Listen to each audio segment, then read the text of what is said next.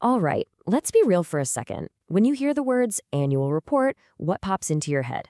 Probably just, endless pages of numbers, dense legal jargon, maybe a few stiff corporate headshots. Kinda boring, right? Well, today, we're gonna flip that idea on its head. What if it's not a chore to read, but a treasure trove of clues? A public record that reveals a company's biggest struggles, its greatest triumphs, and its master plan for survival. Today, we're putting on our detective hats to piece together a story that's been hiding in plain sight, written year after year. Our investigation starts right now. And our subject is PT Colorpak Indonesia. Now, they're a manufacturer of things like printing inks and coatings. For over 30 years, they've been a really important, but kind of invisible part of the supply chain for stuff we use every single day, especially food and beverage packaging. By digging through a decade of their annual reports, we're going to uncover the story of how they navigated a world that's been in constant, crazy change. So here's our plan of attack, our case file, if you will. We're going to start by following the money. Then we'll look at the people steering the ship. We'll examine their strategic moves, see how they're thinking beyond just profits, and finally, we'll deliver the verdict on the story these numbers are really telling. Okay, so every good investigation starts by following the money. This is where we see the raw data, how the company actually handled the massive pressures of the global economy. But first, we need to set the scene. I mean, the last few years have been a total roller coaster, right?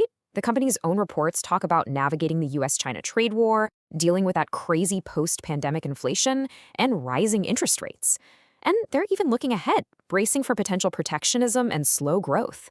So, with all that turbulence, how did they actually do? And boom, here's our first major clue: resilience. Look at this. After a dip in sales in 2023, they didn't just bounce back in 2024. They blew past their 2022 numbers. But what's even more telling is the operating profit, a nearly 50% jump in 2023. That tells me they were getting really smart about managing their costs, even when sales were a bit sluggish. So where did that growth actually come from? Well, here's the engine of that success. The film segment was the absolute star of the show, with sales just soaring by over 34% in 2024.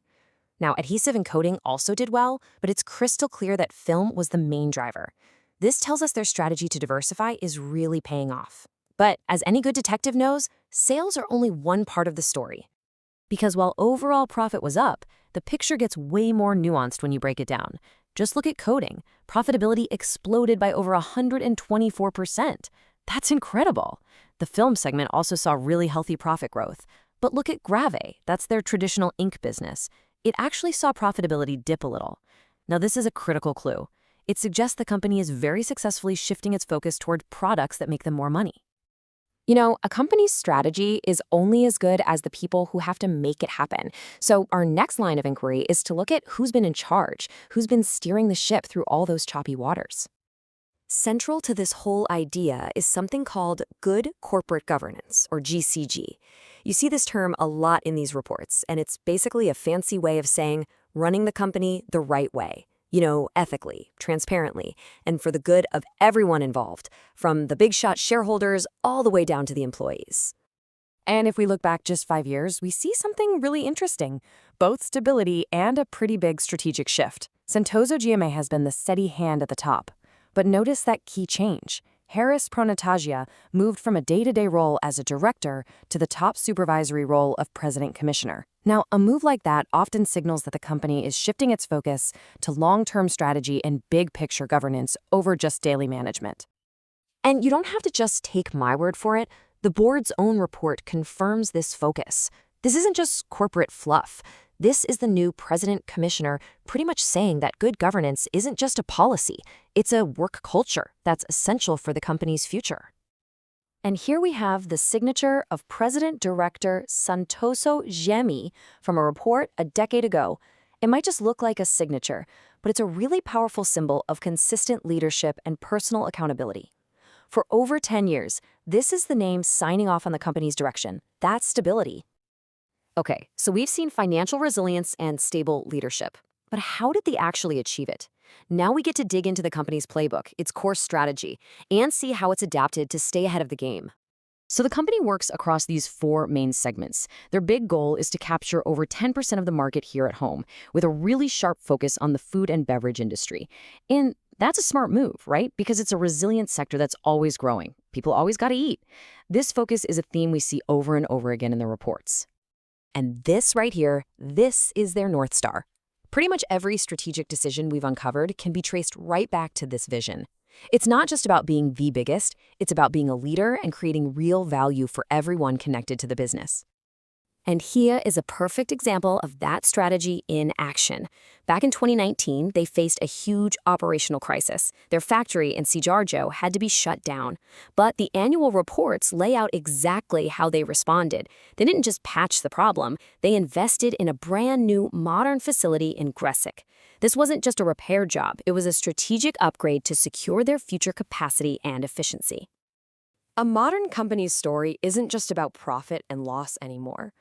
So our investigation now turns to the clues that show us how Colorpak sees its role in the world, its impact on society and the environment. And this is where ESG comes in. The 2024 report is clear that the company is trying to weave these principles into the very fabric of its business. They're actively thinking about their environmental footprint, their social impact, and their governance.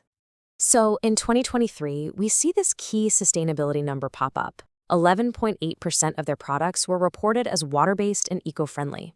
That's a pretty clear sign of their commitment to going green. But then, the very next year, the plot thickens. In 2024, that number drops to just 5.27%. Now, this is a fascinating clue. It doesn't automatically mean they broke a promise. It could be a sign of market shifts, maybe supply chain problems. It's a perfect reminder that these reports don't always give you the final answer, but they definitely give you the right questions to ask. And despite that one puzzling number, their wider commitment seems really solid.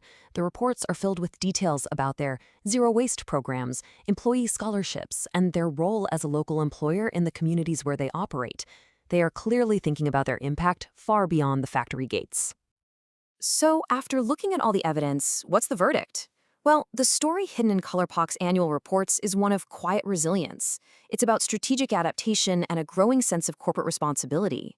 This is a company that weathered global storms by smartly focusing on high-growth areas, keeping its leadership steady, and making smart, crucial long-term investments. What they show us is that an annual report is so much more than a financial statement.